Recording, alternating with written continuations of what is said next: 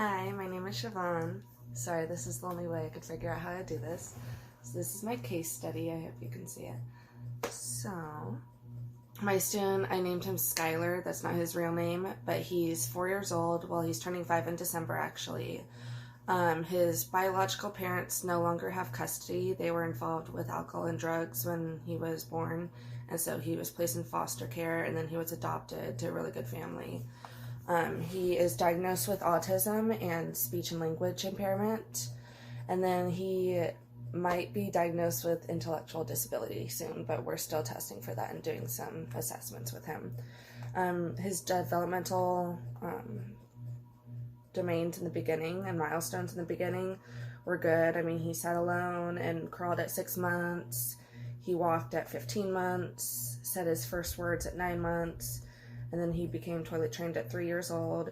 He's passed vision and hearing tests. That's not a concern right now. So his environmental and educational setting, right now we're in an SDC self-contained classroom, and it's actually really unique because I have a program called Heartworks. So 3 days a week we have typically developing students who come in and they act as role models. They have more language, more social skills usually, and so they come Tuesday through Thursday, whereas my SDC students come every single day. And so that is kind of helping him learn social skills a little bit more. He sees like the other students. He's very observant, so he sees them and like I give them praise for requesting appropriately or for having nice hands appropriately. And so then he sees that, and obviously he wants that praise, so that definitely helps a little bit.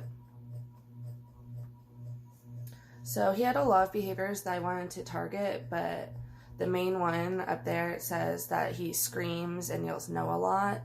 And then sometimes like he'll like scream, yell no, and then he'll just like kind of shut down after that. He'll just go like, and like he knows how to talk. Like he has a lot of vocabulary, and like he uses probably 6 to 10 word sentences, but he'll just like shut down sometimes and like will refuse to talk, will refuse to do anything. So that was the main one, like screaming and yelling no. And then the social skill one that I wanted to target was taking toys away from his peers. So he would just like grab it, from his peers' hands.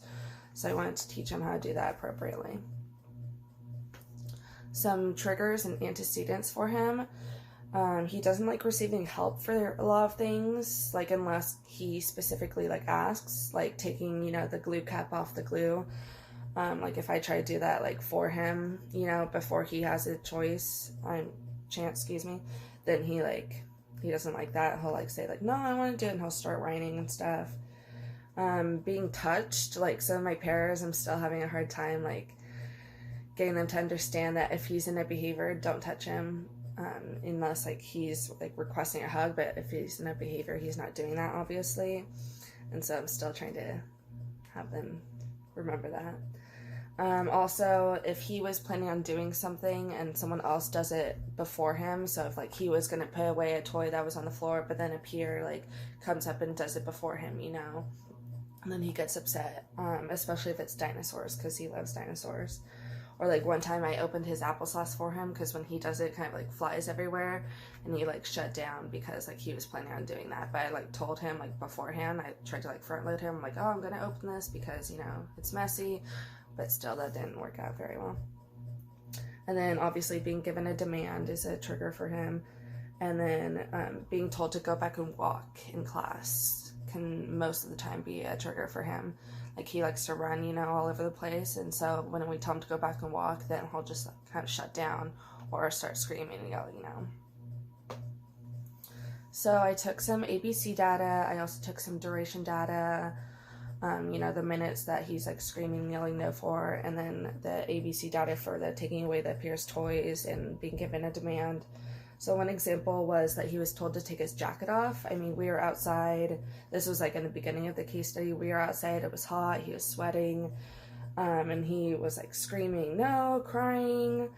And then, afterwards, after we finally got him to calm down, we're like, you don't have to, just like request appropriately. Like, I want to keep it on, please. And so then we just told him that he could do that in the future. Like he didn't